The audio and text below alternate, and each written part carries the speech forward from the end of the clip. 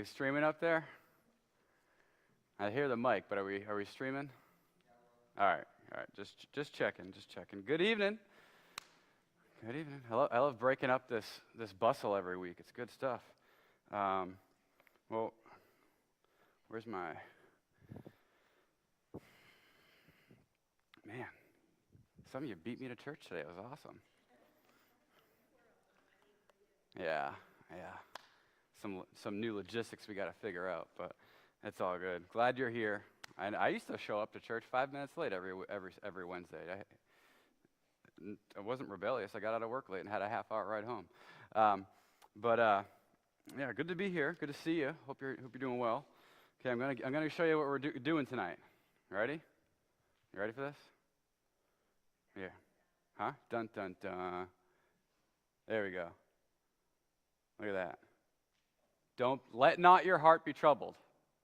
I know there's 2 chapters there. Okay, that's why I'm just seeing if anyone's paying attention there. We're gonna get through this. Don't worry. I don't want you to be scared. But let me just say this: if we did not get through 2 chapters tonight, we would really miss the intended teaching of what's taking place here. If I taught just chapter 29, we'd kind of be left with like okay, so what? And then if I taught chapter 30, we'd be left with well, okay. But when you put the two together, and it will be a very it'll be self-explanatory. This is exactly as the title says: present honor, past honor, and present humility. Humiliation. And Job is kind of in a unique spot right here, and he's trying to explain. He's going through something here, and he's got this great tension. There's always been this tension in the book of Job, but tonight he's really going to put some stuff on display. And in fact, what I love about tonight is we're really going to get a look at why God said what He did about Job back in chapter 1. There really was no one like him. But, what we're going to see here, what this is going to expose for us is that, a man or a woman can walk with God faithfully and still not understand what God is doing. You can have a rock-solid relationship with the Lord, but that does not mean you're going to have all the answers. And you're not going to understand it all the time. That's faith. But again, if we split the 2 chapters in 2 separate lessons, we really risk softening the tension that we're really meant to feel. But as we combine them, we will feel what Job is feeling. He's feeling loss. He's feeling confusion. He has unresolved struggle, and that's just where he's at tonight. And I'm looking forward to our time here. And I'm really just going to try to read through it as best we can. And stop along the way where we need to, and just, maybe if you have some thoughts, you want to, maybe something that stands out to you as we're reading, save it for the end. And if you want to share it, that'd be great. But I just want to let the text breathe, okay? I'm going to try and just say what needs to be said, but it's very self-explanatory. But really, Job 29 he's looking back saying, this is who I was, okay? This is who I was. And Job 30 is him saying, this is what I am now. And they're really, they're not just related, I would say this. They are intentionally contrasted. They're kind of 2 halves of the same argument. And so I just really want for that to be clear, because as soon as we get to the end of chapter 29, it's going to take a serious turn. But we'll start making our way through this here. And I'm just going to leave this up here for you. While I'm teaching, so you can kind of understand where we're at if you're kind of like a little, lost in what's going on here. So we're going to read a lot, but I'm looking forward to our time here tonight. Hope you are too. And I was eagerly looking forward to this myself. I was like, 2 chapters. Wow, this is going to be. We've done it before. But this is probably the most. You ready? Everyone's Trey's in upright position. All right. But how about we pray first? Chris, you want to open us in a word of prayer? Heavenly Father, we gather tonight, Lord. We just want to humble our hearts, Lord. Just prepare for heaven tonight, Lord God. Job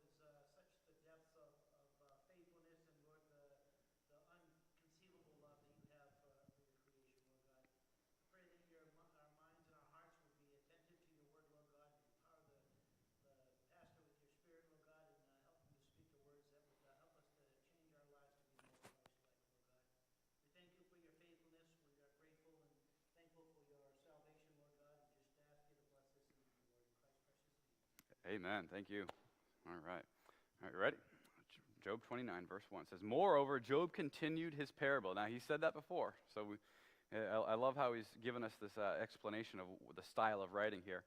And he said, "Oh, that I were as in months past." Think about that. He's kind of given us a little bit of a time signature there. "As in the days when God preserved me, when his candle shined upon my head, and when by his light I walked through darkness. As I was in the days of my youth, when the secret of God was upon my tabernacle, when the Almighty was yet with me, when my children were about me, when I washed my..." Now, I'm going to come back and explain some of this. "When I washed my steps with..." This is going to sound weird. "When I washed my steps with butter, and the rock poured me out rivers of oil." He's really focusing in on this reality about how he was just really blessed abundantly. Again, we're talking about past honor and present humiliation. And he is just really, and I love to see like how he's expressing this here. I love the detail that we're looking into here. Job, he remembers the joy of his former days. You know, I've met a couple people older than myself that will, glory in the how it once was, and I found myself doing that more than once. Don't worry. Oh, they don't make it like they used to, right? And here you have Job, just remembering not just the good old days, but man, when he's looking back at his relationship with God. I don't know if you noticed there. Again, it wasn't long ago. It was months. So again, this isn't verification, but it just could be a general statement about time in general. But did you notice verse 3? Verse 3 really states the heart and theme of these two chapters. He says, "When his candle shined upon me, shined upon my head, and when by his light I walked through darkness." You know what that's showing us right there? It's showing us that when Job felt like he was closest to God, he wasn't exempt from a difficult moment. He wasn't exempt from uncertainty. He wasn't exempt from, as it says there, darkness. But he's expressing something that's going to be felt for the rest of this for the two chapters, really. He's saying this. He's saying that God walked with me through the darkness. Through the darkness. Verse 5, he talks about he says, "When the Almighty was yet with me." And he's really describing the presence of God that was in his life. It's interesting how he's just talking about how God shined upon his head. But I love to pause and remember here that, and as we get into this, then some of the things that Job is going to describe about his former life, this is not an arrogant boast. I don't think that one bit. I think Job is just explaining in all reality how life once was for him. And he had some profound influence in people's lives. And as we look at this, what I like to consider I was wowed. I think you're going to be wowed by the things you read tonight in chapter 29. What I like about this is that we're realizing that even such a godly man had a verse 3. Even such a profoundly influential man that even God says was influential had a verse 3. He had darkness. He had uncertainty. He had moments where he needed the Lord to shine upon him and get him through the darkness. And I think that's very relatable to us all. And really, as we read through all of this, I would imagine that you're going to find some very relatable things here. Maybe not so much in 29, but maybe a little bit more so in 30. But Job here, he's talking about how blessed and how abundantly blessed he once was. And, when he talks about the secret of God, it's interesting there in verse 4, he's really just talking about the fact that he had intimate fellowship with the Lord. There was a closeness in his walk of faith that he had with the Lord. And in verse 6, I like how he he talks about washing his steps with butter and the rock poured out rivers of oil. Really what this, again, it's a parabolic writing, but Job is exaggerating his prosperity in days past by saying that he was so blessed that even the basic parts of his daily existence seemed to overflow with richness. And so that's who we're dealing with. We're dealing with a man who's even the basic elements and aspects of his life overflowed with goodness. God shined upon him. I love it. And so as we really read through this, we will begin to realize just how prominent Job was in his land. So let's read on. Verse 7, he says, when I went out to the gate through the city, when I prepared my seat in the street, the young men saw me and hid themselves, and the aged arose and stood up. Ever have that happen to you as an adult? Yeah, that's when you realize you're old. Is when you walk around young people and they start, I wasn't doing anything. I'm good. But he says, and not just the young men fled from him. What else he says? The aged, they stood. They were like, oh, hey, Job's here. Stand up, ever. Job's here. They respected Job. And when he's talking about here, when he went out into the street, he's talking about like the town square, the plaza, where people intersected and met and gathered. And this is what happened. Young men saw me and hid themselves, and the aged arose and stood up. The princes refrained talking, and laid their hand on their mouth. Again, it's a parable, but he's basically giving us this image that when Job came in, people were silent and ready to listen to what he had to say, as opposed to just offering, them the floodgates of their heart, or Job the floodgates of their heart. Verse 10, he says, the nobles held their peace, and their tongue cleaved to the roof of their mouth. When the ear heard me, he's personifying the ear here. He says, when the ear heard me, then it, that's the ear, blessed me. And when the eye saw me, it, that's the eye, gave witness to me. Man, this is unique. I mean, talk about influence. Like I said, when God said what he said about Job back in chapters 1 and 2, we're getting to see this in high definition as to what made him who he was. Now, obviously, we're not getting down to like the bedrock of it all, but we're understanding this man was respected.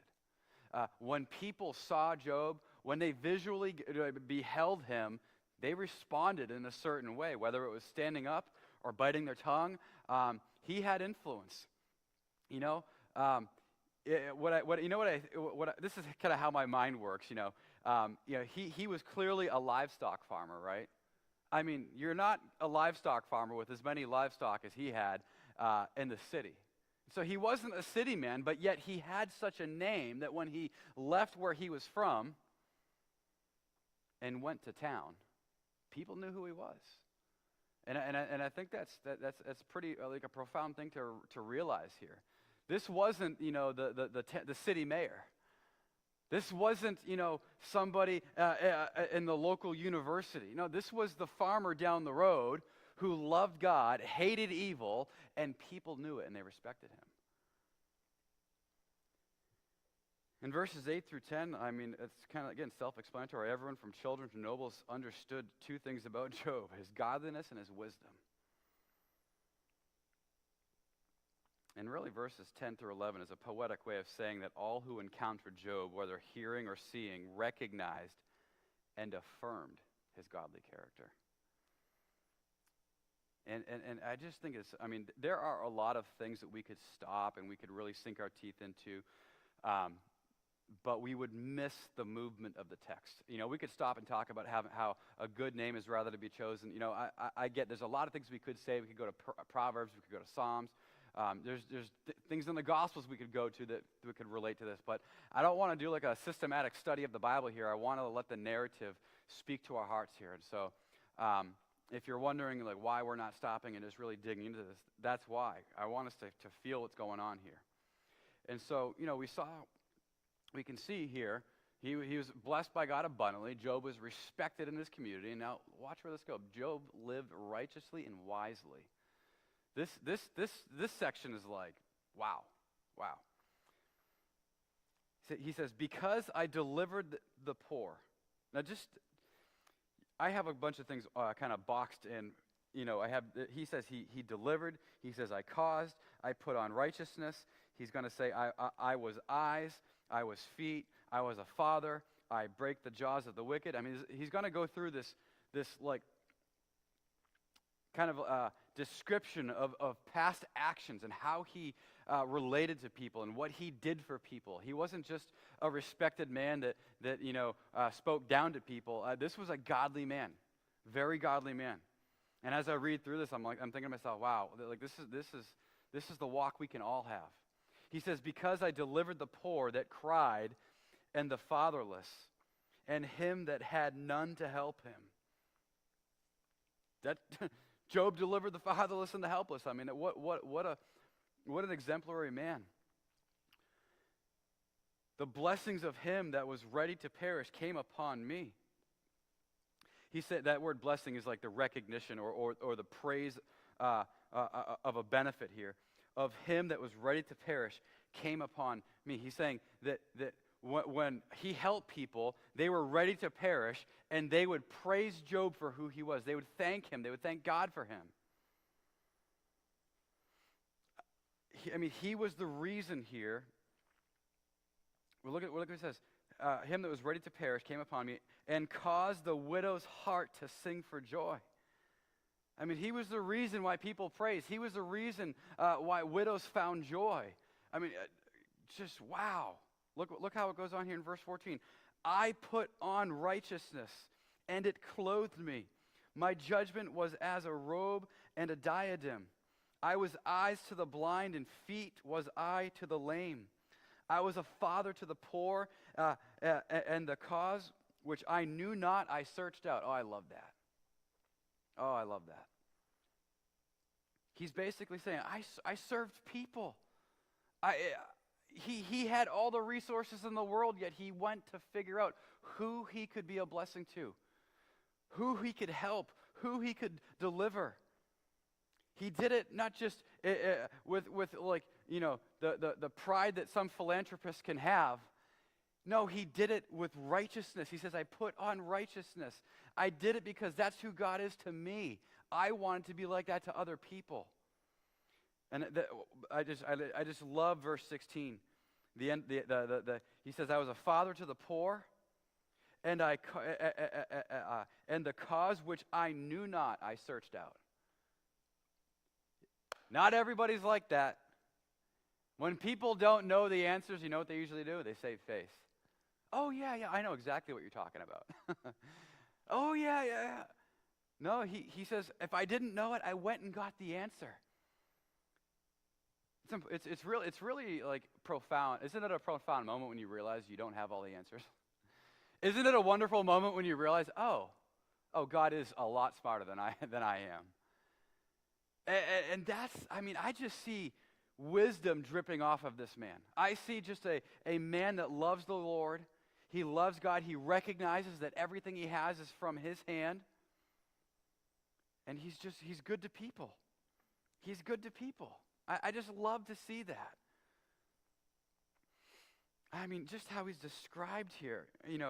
A guide to the blind and a strength to the feeble. He was parental in love towards those that needed it. And when he did not have an answer, he was humble enough to admit it and go find it out.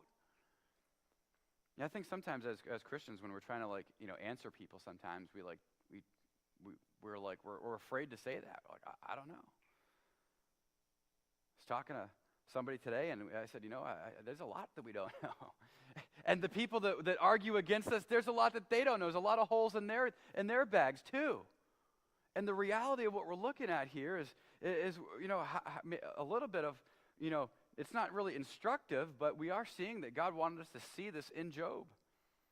He was a man that was humble enough to admit when he didn't have the right answers. And he was diligent enough to go to find it out. I love that. Look at verse 17. Then, again, this is all a parable. I don't think he was a boxer. He says, and I break the jaws of the wicked, and I plucked the spoil out of his teeth. He's saying when somebody took something fraudulently, I went and took it back. I went and dealt with it righteously. I brought justice to injustice. When they took something unethically, he went and dealt with it ethically. Job was a just man. Job was a just man. See what I'm saying? we're getting to see exactly why God said what he said about him in chapters 1 and 2. And then in verses 18 through 20, Job is he's making an assessment of how his life will end. Again, a little parable type language that we're going to see here. About how his life will end based on how blessed he is. You ever heard the term, got it made in the shade? Everyone's sweating to death, but you got it made in the shade, right? It's all good in the hood, right? Job is going to explain a little bit how he expected his life to go based on how blessed he was. And sometimes we think that way. We're like, oh, wow, God is just so good to me. This is how my life's going to go. God is so good to me. This is how this is going to happen for me, and this is how it's going to happen for my children. No. That's not at all what this is teaching, but this is the heart behind it. He says, Then I said, I shall die in my nest. He's talking about like his house that he built. And I shall multiply my days as the sand. My root was spread out by the waters, and the dew lay all night upon my branch. My glory was fresh in me, and my bow was renewed in my hand. Again, he's making an assessment here of how his life will end based on how blessed he was in past months, as we learned earlier in verse 2. But like a nest, Job is surrounded by what God has allowed him to build. He is safe, he's secure, and he expected to live a stable life till the end. In verse 19, he has a constant nourishment as God's candle shined upon him. When he's talking, again, I'm alluding back to what he said earlier in verse 3 and tying it into what we're reading here. He says, my root was spread out by the waters. It's like Psalm 1, right? Blessed is the man, right? You know what I'm talking about? I don't know if I can quote the whole thing. Let's see here. Blessed is the man that walketh not in the count. How's it go? Wow. There we go. I'm getting it all. I get surround sound. Blessed is the man that standeth not. I can't even do it right now. But what I love about what he's saying, it's so relatable to what David says 1,000 years later. He's relating his roots being like by a water table from a river. And then he even used to say, he's like in my branches, like the dew just lays upon them all the time. And, he says, all night upon my branch. He has constant nourishment in his situation.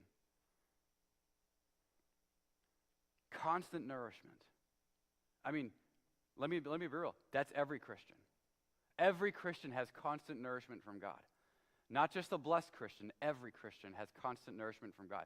And he's just acknowledging it in a way where he feels just richly blessed. He says, my glory was fresh in me. You know what he's saying? He experienced glory, and it was not a thing of the past. You talk about the glory days, like his glory days were every day. His big moment was all the time. And he says, and my bow is renewed in my hand. I think the bow is really pointing towards like a figurative strength. But you look at this. He says, my nest, I was just going to spend the rest of my days safe and secure. My root, I had constant nourishment. I was regularly refreshed, and I had strength that was fresh upon me. Again, past honor. Verse 21 is verses 21 through 25 is very similar to verses 7 through 10. He says, more than, where we're 21 here? Yeah. He says, unto me men gave ear. It's very similar to verses 7 through 10. Unto me men gave ear and waited and kept silence at my counsel. After my words they spake not again, and my speech dropped upon them. And they waited for me as for the rain, and they opened their mouth wide as for the latter rain. If I laughed on them, they believed it not. and the light of my countenance they cast not down. I chose out their way, and sat chief, and dwelt as a king in the army, as one that comforteth the mourners. I mean, wow. More than just a testimony, he was a truly wise man. Wise man. Isn't that amazing? He says, when men gave ear, in verse 21, they waited and kept silence at my counsel. And then he goes on to describe it like a dry and thirsty land that was desperate for rain. People waited for Job to speak words that would profit them without returning like fire, without rebuttal. They just waited. They wanted to hear what Job had to say. When he talks about waiting for the rain, he's talking about his words. He's saying the people waited for my words as a dry and thirsty land that was experiencing drought. They opened wide their mouth. I mean, that's we might say that about God, but he's saying that's how people looked at him. Not as if he was God, but just that, wow, when he spoke, it was worth listening to.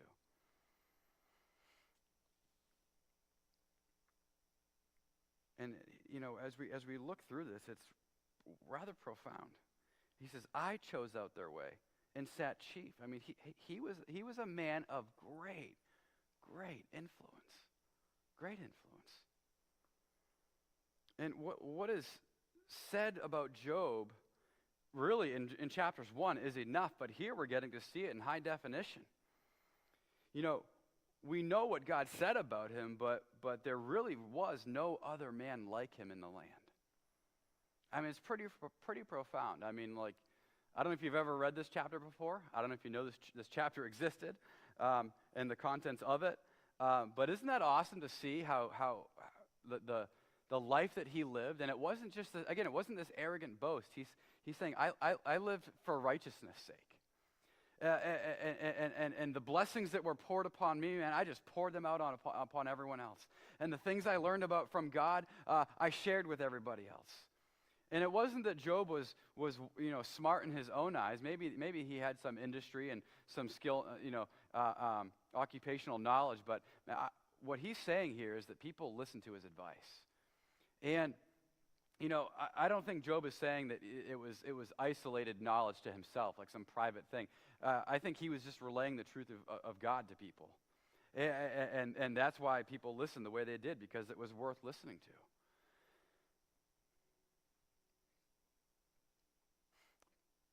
But then there's chapter 30.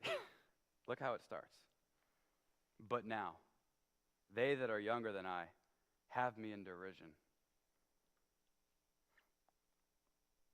This is going to be the breakdown. Just two little divisions here in this chapter. So we talked about his past honor and now the present humiliation. And so just read back here in verse 8 of chapter 29. It says, the young men saw me and hid themselves, and the aged arose and stood up. I'm not sure why he uses young men, but look at verse 1 of chapter 30. But now they that are younger than I have me in derision, whose fathers I would have disdained to have set with the dogs of my flock. I mean, so now he's saying at one point here in chapter 29, the young men, man, they did not want to be around me because of kind of my influence and my responsibility and my seriousness, essentially. My wisdom, my righteousness. People fled, little troublemakers ran. And now he's saying, those that are younger than him have him in derision. I mean, they think very low of who Job is now. So you see past honor, present humiliation. And again, still parabolic language here. He says, whose fathers I would have disdained to have set with the dogs of my flock. He's basically saying, I wouldn't even, these kids who are picking on me and who are making fun of me now, I wouldn't even have their fathers oversee the care of the dogs that oversee my flocks. I mean, so he's being a little hyperbolic here. But really, verses 1 through 18 are going to be very, very self-explanatory. Chapter 29 pulls back the curtain on the real Job. Now we're going to see the contrast where Job no longer feels at all the way he once did. So, like, what we saw, the glory, the height, the stature of who Job was in chapter 29, just flip that on its head right now. But it's not only a matter of personal feeling about him. He's not just saying, this is how I feel. He's saying this. It's also how others view me now. Because that's what we saw there. Others viewed him a certain way. Now we're going to see how people view him.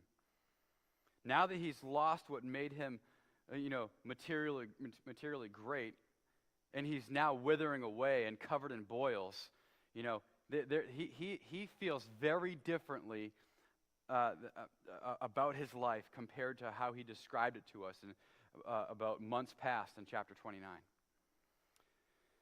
And so, let's continue on here. Verse 2, he says, "Yea, whereto might the strength of their hands profit me, in whom old age was perished?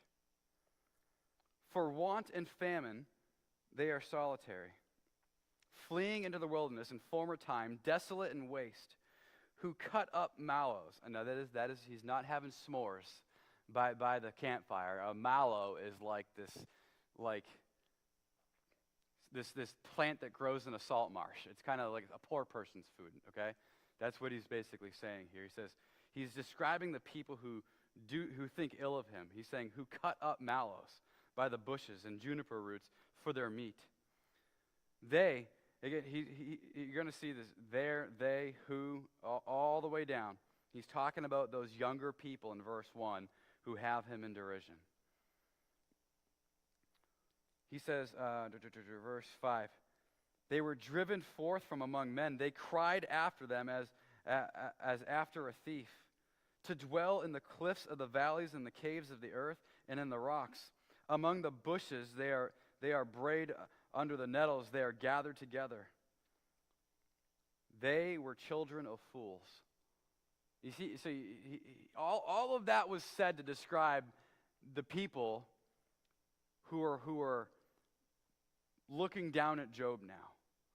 He's describing the negative perception that people have, and he's saying, the people who think ill of me, they are children of fools, yea, children of base men. They were viler. They were viler than the earth. I mean, think about that. Could you imagine feeling so low that you start saying, like, even the beggars on the streets, their kids who have nothing and nothing to look forward to have a really bad perception of me now. Viler, children of base men.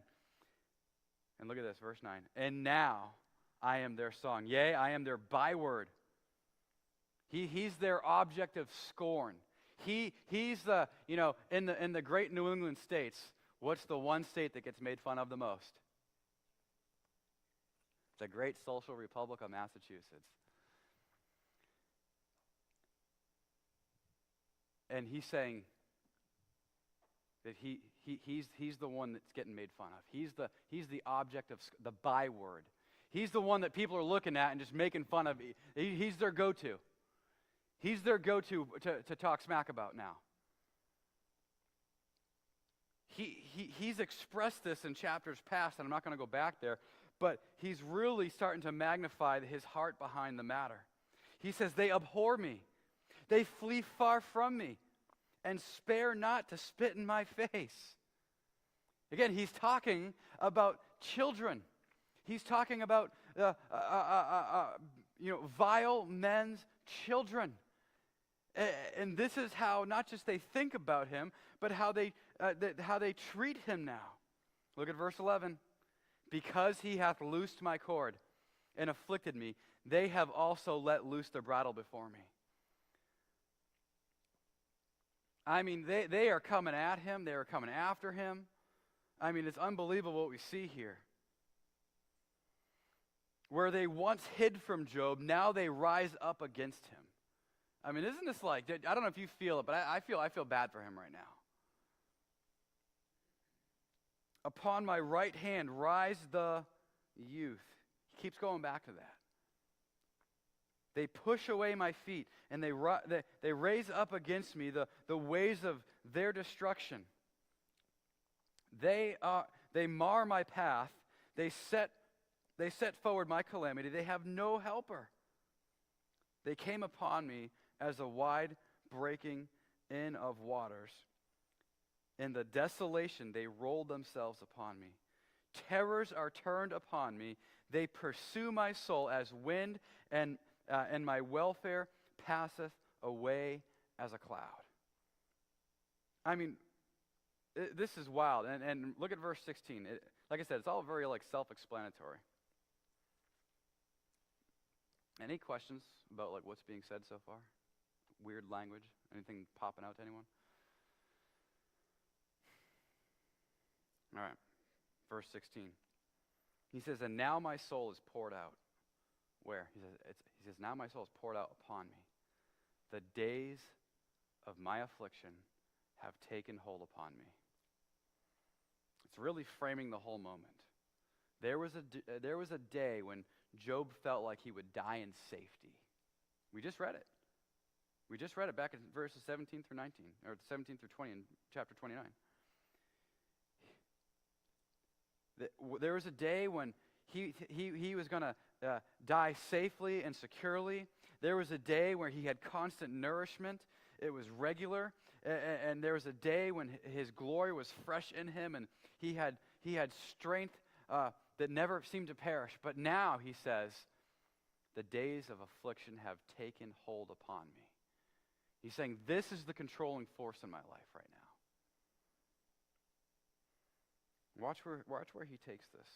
My bones are pierced in me in the night season, and my sinews take no rest. By the great force of my disease is my garment changed.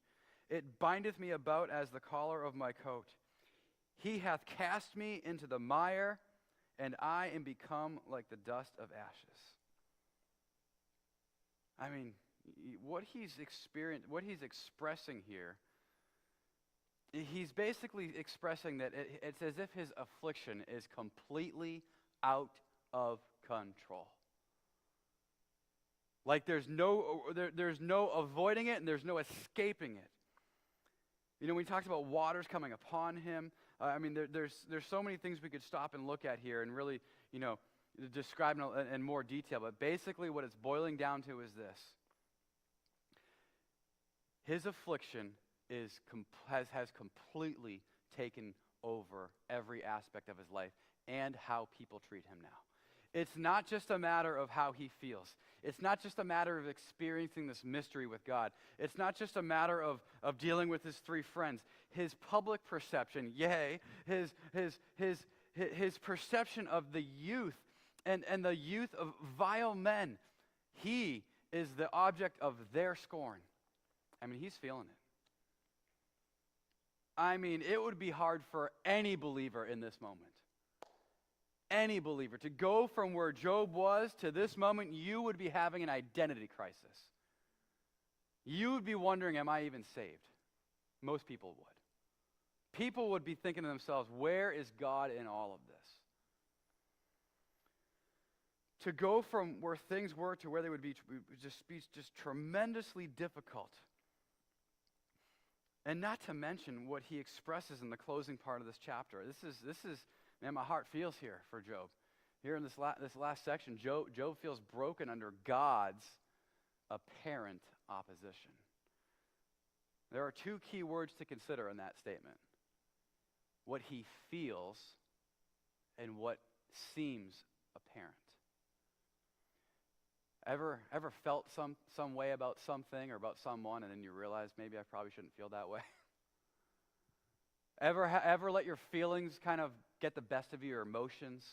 You feel one thing, but that's really not how it is.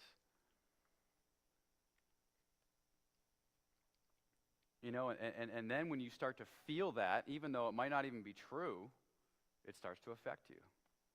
My mind always goes to that hilarious story of that pastor's wife who went to some lady's house and she's showing her around the house, and this pastor's wife's getting all hot and bothered, saying, why won't she turn the lights on?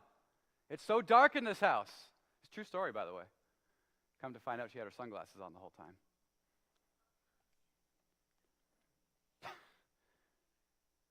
I think sometimes we got our sunglasses on. Sometimes we got glasses on with mirrors, and all we're seeing is us. All we're seeing is what we think and what we feel and what we think to be apparent. But it's important to recognize this before we get into this. Again, this is how Job, we're going to read is what Job feels about his situation, not what is necessarily true about God in this situation. Things might seem apparent to us, but that doesn't mean it's accurate. Job's feelings are real, and I would say I understand his feelings. But that does not mean that it is a true depiction of who God is, or, more importantly, what God is doing in Job's life. And so let's look into this here. Verse 20. He says, I cry unto thee, and thou dost not hear me. I stand up, and thou regardest me not. I mean, right away, what Job feels about God not hearing him is not how things actually are. Not this past Sunday, two lunches ago, I shared a devotion called Unheard. Is that how to? Unanswered does not mean unheard. Unanswered does not mean unheard. And I get it. I get it. Trust me. I got things in my life right now that I feel like God does not hear me about. But to say, Lord, you don't hear me, that's a completely different thing. It's one thing to feel that way. But he says, I cry unto thee, and you do not hear me. I stand up, and thou regard me not. He's saying this, Lord, I've been on my knees. I've been praying, Lord, and you don't hear me. And so now, can you hear me yet? He's standing up. I mean, can you sense the frustration of where he's at? But we got to be careful about how we perceive who God is, especially in a moment like this. He goes on here in verse 21, Thou art become cruel to me with thy strong hand. Thou opposest thyself against me. Again, Job feels broke. He feels broken. I understand his brokenness, but God is not cruel. He says, With thy strong hand thou opposest thyself against me. Thou liftest me up to the wind. Thou causest me to ride upon it and dissolvest my substance. I mean, I think that hits home for how he lost his children. I mean, that great wind came, blew the house over. I mean, he's saying, my life is dissolved. It's gone. You've taken everything from me. For I know that thou wilt bring me to death and to the house appointed for all living. Howbeit he will not stretch out his hand to the grave, though they cry in his destruction. That word grave is actually, it kind of throws you a little bit there, but it really means like a heap of ruins, like buildings all piled upon each other here. He's saying he will not stretch out his hand to the piles of buildings all caved in upon themselves, though they cry. This is how his children died. This is how his children died. Job is feeling very abandoned. Did not I weep for him that was in trouble? Was not my soul grieved for the poor? When I looked for good, then evil came upon me, and when I waited for light, there came darkness. My bowels boiled and rested not. The days of affliction prevented me. I went mourning without the sun. I stood up and I cried in the congregation. I am a bother to dragons and a companion to owls. Again, I'll explain all this in a second here.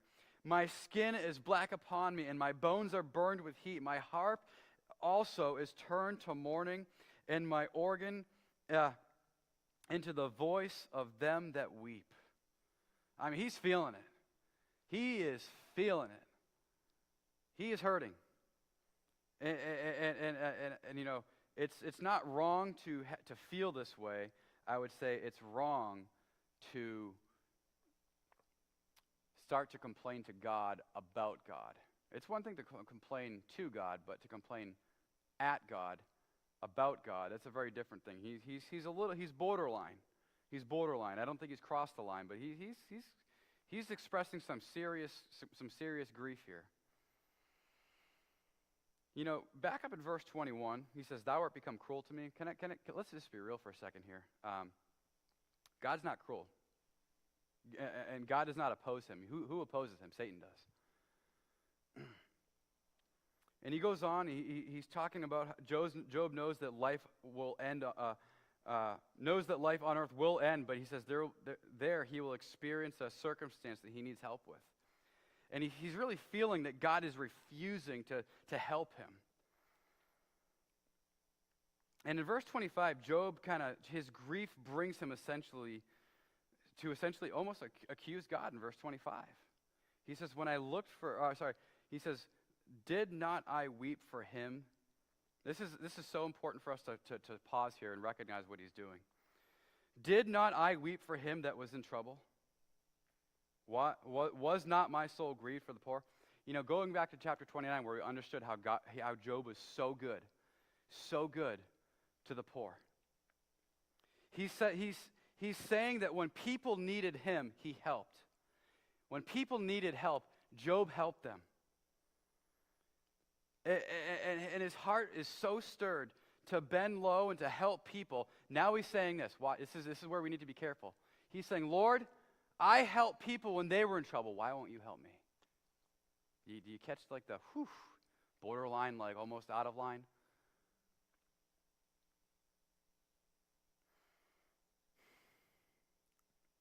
In verse 26, he's saying that I went about desiring to do good, but all I have found is evil, as darkness surrounded him. He said, he's darkness is surrounding him, right? Verse 26. When I looked for good, evil came upon me. You know, there was once a day, remember chapter 29, where the candle of God shined upon him. Now he's saying all he is surrounded by darkness. And he goes on to elaborate that. In verses 26 to 31, really only reveal what Job feels. And he's talking about how he's feeling on the inside in verse 27. And then verse 28, he says, I went mourning without the sun. He's talking about darkness. Again, it's just to magnify the darkness that he feels in verse 26. He has no sun in his life. He says, in verse 29, I am a bother to dragons. Where do dragons typically live? I know there's no real dragons, but where do they live? Huh? Caves. Fire-breathing dragons, they live in caves. He's saying that I am a bother to dragons and a companion to owls. When did the owls come out to play? At night. They're nocturnal. He's saying, I am surrounded by darkness. He says, my skin is black upon me. He's basically saying he's surrounded by so much dark. When he looks out at his arms, he can't even see anything. He's just dark. He's a shadow figure.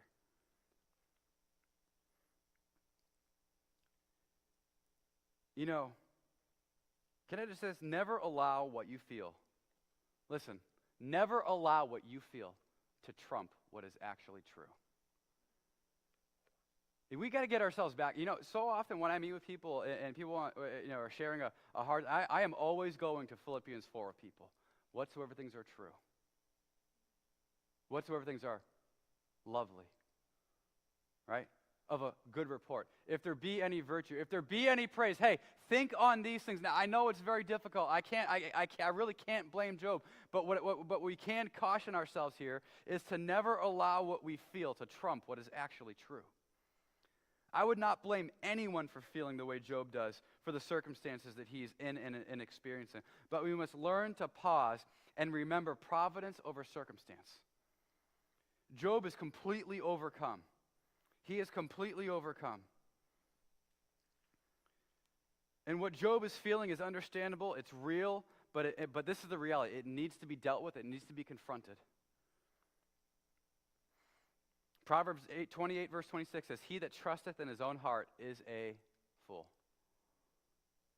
I'm not just making this up when I say we need to recognize that just because we feel something does not make it true. Jeremiah, famous verse, Jeremiah 17, verse 9 and 10. The heart is deceitful above all things and desperately wicked. Who can know it? I, the Lord, search the heart. I try the reins. That's not reins of a heart. That's like your reins, like renal organs. Your inner man. I try the inner man. Where Job is not a good place to make decisions.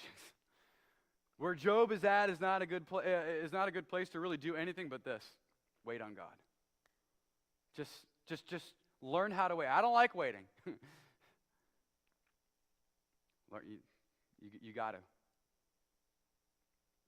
They that wait upon the Lord shall renew their strength. They shall mount up with wings as eagles. That's not Shakespeare. That's Jesus. That's the Lord God Almighty.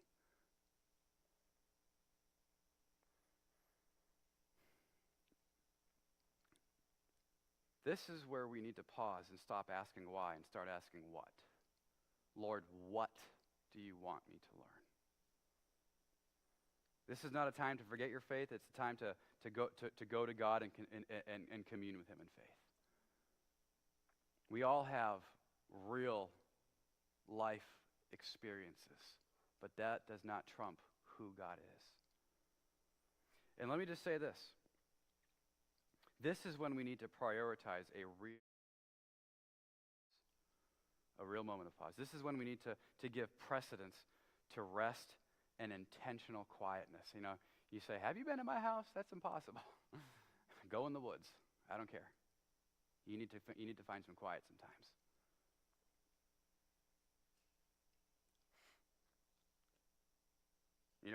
I'll be real with you. I don't even get text messages on my phone anymore. I get them, but they're silent. I can't deal with the noise. Whether it's political spam or it's just crazy.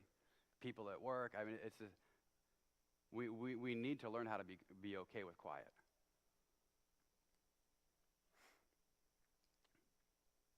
Don't worry, if you text me, I'll get back to you. This might not be immediately. But if you need something, I'm only a call away. I love verbal communication. But you know what's important here? See, the way Job feels often sends people in the other direction, but self-examination is so vital for being honest with yourself before God. And Job, this is what I love about this. I could teach 3 chapters tonight. Don't do it. Because you know what the next chapter is going to be? I know. He went from past honor, present humiliation, but you know the next thing he's going to do? He's going to have a real searching of his heart. He is going to make a very strong case, almost a legal case to God about who he is. I'm not saying he's wrong. I'm just saying he's going to search his heart. He's going to recognize what is true about his life. Job is going to have a sort of Psalm 139, 23 through 24 moment. But can I also say this? Let's never, ever, God help us to be ignorant of those who are experiencing such moments like this. We just learned a couple of weeks ago in Hebrews chapter 10, it says, and let us consider one another, to provoke one another. To consider one another, to provoke unto love and to good works, not forsaking the assembling of ourselves together, as the manner of some is, but exhorting one another, so much the more as you see the day approaching. One thing that Jesus was most known for was his love and grace to people that he showed to hurting people. And it's something that should be a mark of God's people. And so let's not be ignorant of people who are hurting. Let's not be ignorant, and hey, let's not avoid people like Job. Hey, let's do the Bible thing. Let's rejoice with them that do rejoice and weep with those that do weep.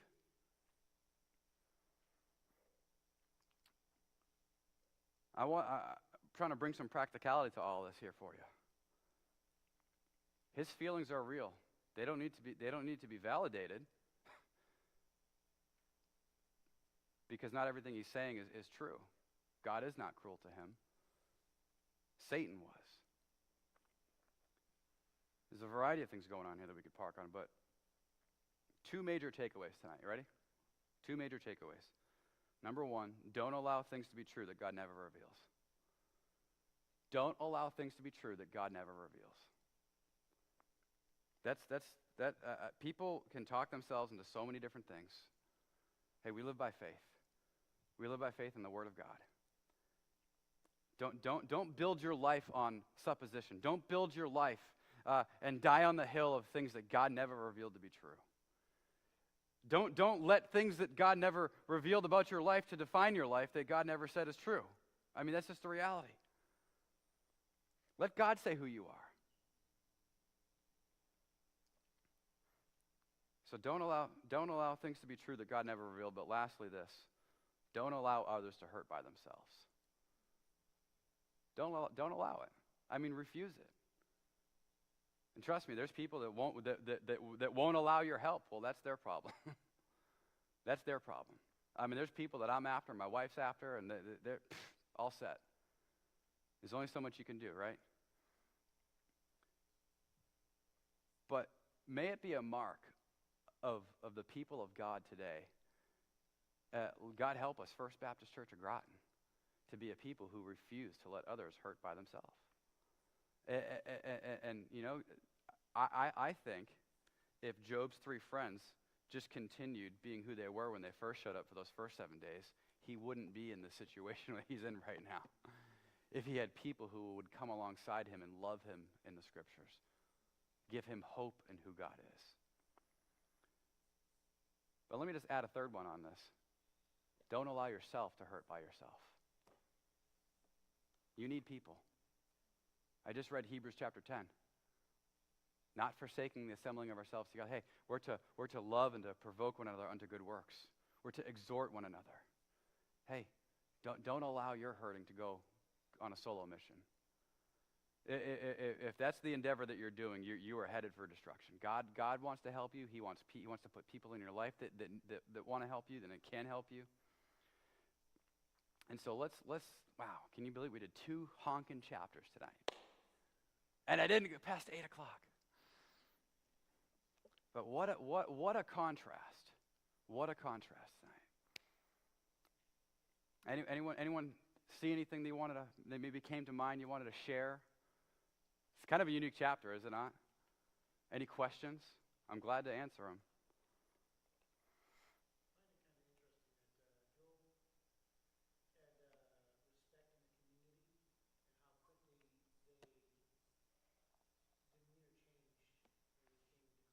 Mm.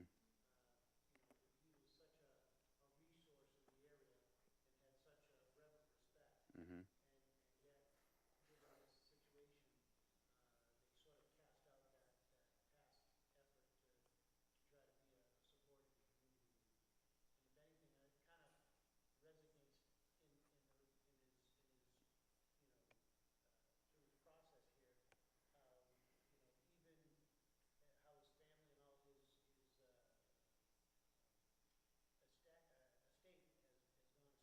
Mm-hmm. Mm. Yeah. Yeah. But as you're saying that, I'm just thinking we think that way. We see people go through a hard time. We think, oh. And if it wasn't for what God said about Job, we would think just like his 3 friends. We would think just like the community that Chris is talking about. And it's God wants us to be more gracious than that. And yeah, isn't it just how the tables turned? The carnal mind. Whew. Wow. You think Job's in darkness? The carnal heart and mind is dark. But anyone else? Any thoughts? Anything? Yeah, go ahead.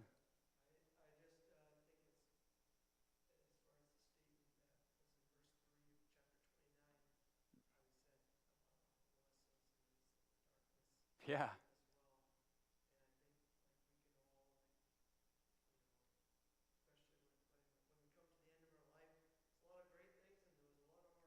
Yeah. Yeah.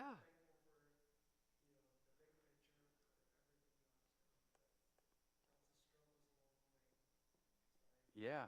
Yeah. I mean, That would have been a good place to end. Yeah, I mean, think about that. Think about how dark Job felt at the end of chapter 30. But think about how he started chapter 29. He said, God walked with me through the darkness. He has forgotten what was true about God.